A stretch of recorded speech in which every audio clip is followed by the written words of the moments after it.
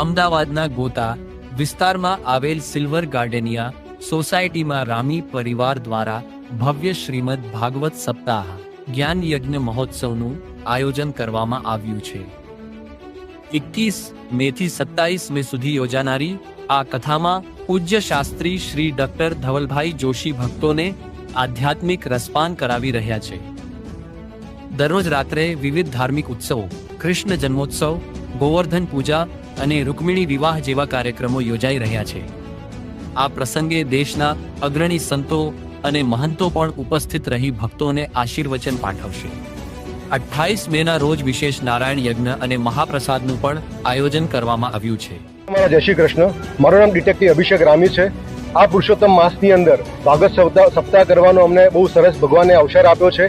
આ ભાગવત સપ્તાહ પહેલા મને એવું હતું કે આ ભાગવત સપ્તાહ કૃષ્ણ ભૂમિમાં જેમ કે દ્વારકા કે ડાકોર રાખું, તો પછી મને એવો વિચાર આવ્યો કે આ ભાગવત સપ્તાહ અગર હું મારી સોસાયટીમાં જ કરું તો મેક્સિમમ મારા આજુબાજુના પાડોશીઓ અને આ ભાગવત સપ્તાહનો લાભ લઈ શકે અને આ અમારી જમીન પવિત્ર થઈ શકે। એના માટે ભાગવત સપ્તાહનું મેં મારા સોસાયટીમાં પ્રસ્તાવ મૂક્યો તો સોસાયટીએ મને બહુ સરસ રીતે આવકાર્યો અને સોસાયટીના સહયોગથી આજે અમે ભાગવત સપ્તાહનો આજે 5મા દિવસ સુધી અમે પહોંચ્યા છીએ। નિયર અબાઉટ 700 થી 800 માણસ અમારે ભાગવત સપ્તાહ સાંભળવા માટે આજુબાજુમાંથી અને સોસાયટીમાંથી પણ બી લોકો આવે છે અને ઇવન આ ભાગવત સપ્તાહની અંદર ઘણા સંત મહાત્માઓ પણ બી અમારા ભાગવત સપ્તાહમાં સાંભળવા માટે આવ્યા છે, જેવા કે 1008 મહામંડલેશ્વર રામેશ્વર દાસ બાપુ જે સ્પેશિયલી ઉજ્જૈનથી આવ્યા છે, જે અમને સોસાયટીમાં આવી અને એમના પાવન પગલાં અમારી સોસાયટીમાં પાડ્યા અને અમને ખૂબ બધાના આશીર્વાદ આપ્યા। એની સાથે સાથે